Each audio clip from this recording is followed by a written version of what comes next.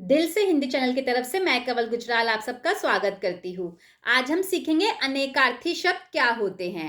तो बच्चों, जब एक शब्द के अनेक अर्थ होते हैं, यानी जब एक वर्ड के डिफरेंट मीनिंग्स होते हैं, तो वे अनेकार्थी शब्द कहलाते हैं। देखिए, नाम से ही कितना क्लियर है, अनेकार्थी यानी अनेक अर्थ वाले।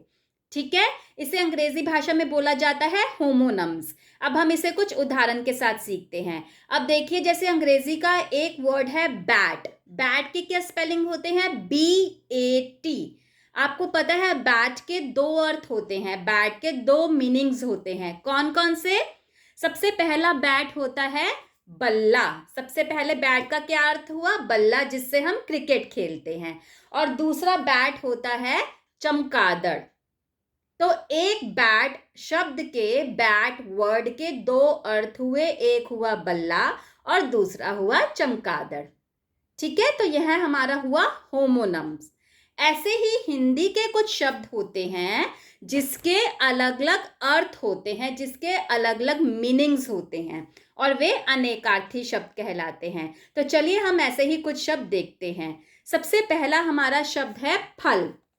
फल यानी फ्रूट। अब एक तो फल होता है जो हम खाते हैं, फ्रूट, जैसे आम, केला, अमरूद, ये सारे फल हुए। और दूसरा फल का अर्थ होता है परिणाम, यानी रिजल्ट। तुम्हारा परिणाम कैसा रहा। ठीक है, तो फल के कौन से दो अर्थ हुए? एक फल का अर्थ हुआ खाने वाला फल और दूसरा अर्थ हुआ परिणाम। अगला शब्द है हार।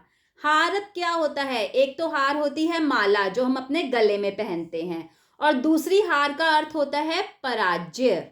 जैसे हम किसी कंपटीशन में कभी कभी हार जाते हैं तो हमारी पराजय होती है।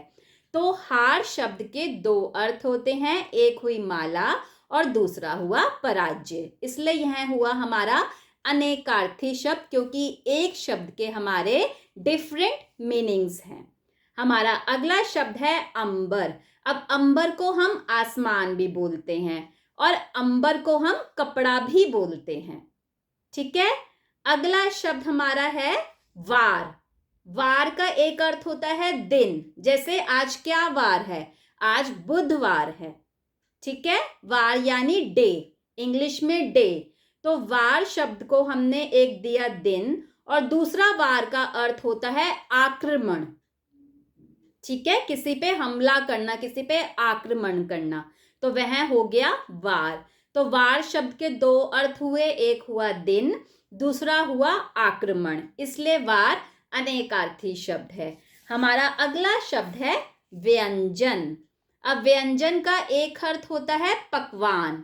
आपकी माताजी आपके लिए स्वादिष्ट व्यंजन बनाती हैं, स्वादिष्ट पकवान बनाती हैं। और व्यंजन का दूसरा अर्थ होता है जो वर्णमाला के अक्षर होते हैं, वे व्यंजन कहलाते हैं।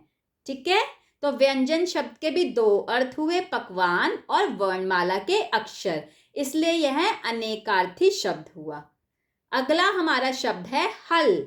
अब हल का एक अर्थ होता है उपाय, यानी कोई सॉल्यूशन। इस प्रॉब्लम का सॉल्यूशन क्या है? इस समस्या का हल क्या है? तो उपाय। और हमारा हल का दूसरा अर्थ हुआ जिससे हम खेत जोतते हैं, एक वो खेत जोतने वाला जो हल होता है वह। तो हमारे हल के दो अर्थ हुए, उपाय और दूसरा हुआ खेत जोतने का उपकरण। ठीक है, हमारा अगला शब्द है पत्र। अब पत्र को बच्चों, एक अर्थ पत्र का होता है चिट्ठी, लेटर, और दूसरा पत्र का अर्थ होता है पत्ता, लीफ। ठीक है, हमारा आखिरी शब्द है कल।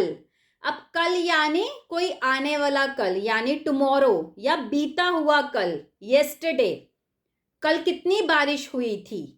ठीक है, और दूसरे कल का अर्थ होता है मशीन। तो आप देखिए, इन शब्दों के भिन्न अर्थ हैं, यानी अनेक अर्थ हैं, अलग अलग अर्थ हैं, इसलिए यह अनेकार्थी शब्द हुए। तो आई होप आपको पता चल गया कि अनेकार्थी शब्द क्या होते हैं। वे शब्द जिनके डिफरेंट मीनिंग्स होते हैं, जिनके अनेक अर्थ होते हैं, अनेकार्थी शब्द कहलाते हैं। ठीक है, धन्यवाद।